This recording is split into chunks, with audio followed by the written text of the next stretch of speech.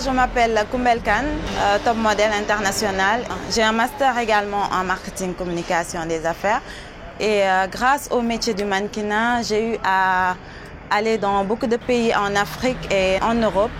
Et j'ai eu à faire l'Allemagne, la France, l'Italie et les États-Unis. Dès le début, je me suis dit qu'il faut que j'aille en Europe parce que là-bas, il y a plus d'opportunités et que le mannequinat était mieux payé là-bas. Dès que je suis arrivée en Italie, moi, j'avais en tête, voilà, l'agence m'a repéré, je vais faire beaucoup de défilés, je vais faire les Christian Dior, je vais faire Bulgarie, etc. Donc, j'avais plein d'idées en tête que j'allais construire une maison pour ma mère, etc. C'est plus dur là-bas qu'ici, au fait. Parce que là-bas, c'est structuré, ils font des castings, il y a le racisme, etc. Quand l'agence a voulu que je reste, j'ai dit non. Je viens faire mes défilés, mais je rentre à la maison parce que il y a beaucoup de choses qu'on peut faire en Afrique. J'ai été un peu déçue par rapport à mes attentes. Moi qui n'avais pas encore voyagé, quand je suis partie, il y avait des copines qui revenaient tout le temps à Dakar, genre, et s'habillaient tellement bien.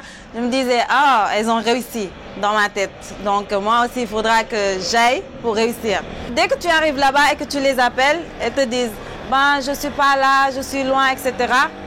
Mais ce qu'ils ne veulent pas te faire voir, c'est que voilà, elles vivent en groupe dans un petit studio.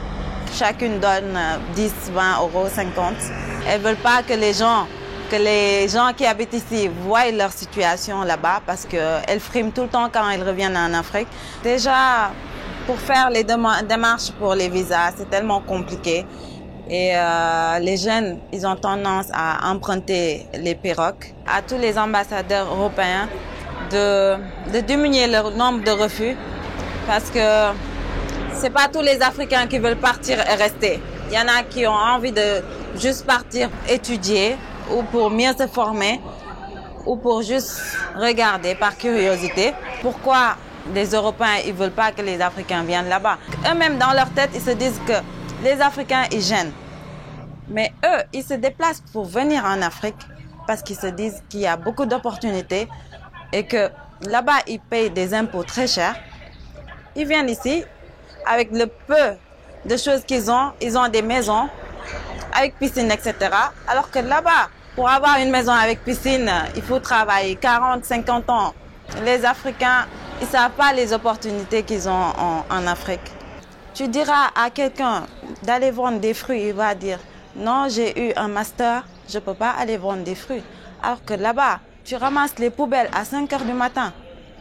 Tu laves des boulots qu'ils n'accepteraient jamais de faire en Afrique. Alors pourquoi? Pourquoi avoir ce complexe de ne pas vouloir faire certains boulots en Afrique et de faire pire en Europe? L'État ne peut pas créer des emplois pour tout le monde. Par exemple, je pouvais me dire, j'ai un master, j'ai cherché du boulot et qu'au Sénégal, il n'y a pas beaucoup de défilés. Je me paye un appart, je fais entrer n'importe qui. Quelqu'un m'achète une voiture, une maison, etc. Où est la dignité dans tout ça? Où sont les valeurs dans tout ça? J'ai créé une petite entreprise. J'ai pris une personne. Si quelqu'un d'autre faisait pareil, une autre personne pareille, il faut savoir être indépendant. L'argent ne tombe pas du ciel. Mais ici, tu vois des gens qui vivent avec leurs parents pendant 40 ans, 50 ans. Tu bouges pas de là où tu es et tu te dis, ouais, le président, l'État ne fait rien pour moi. Non, tu sors, tu bosses comme les autres. Parce que les marchands ambulants que tu vois, ils ont laissé leur famille.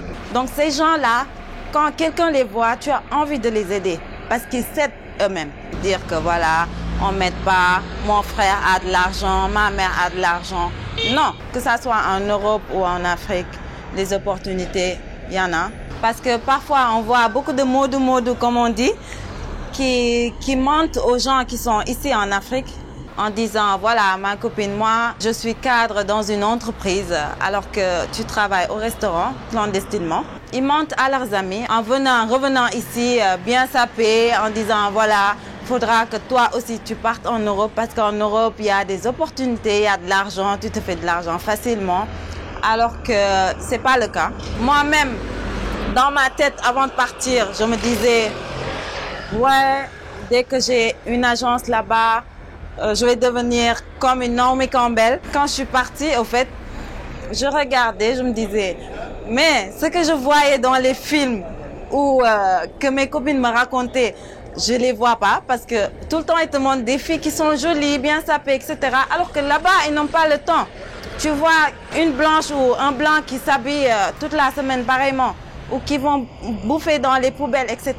Ce sont les mêmes réalités qu'ici, au fait. Ils ont des problèmes, on a des problèmes.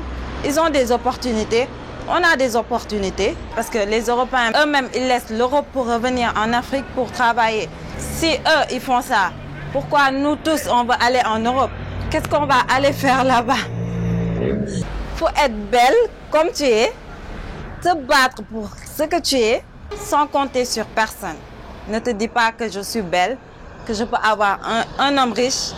Bats-toi parce que tu es une femme. Bats-toi parce que tu crois en toi. Abonnez-vous et faites circuler la vidéo. Merci.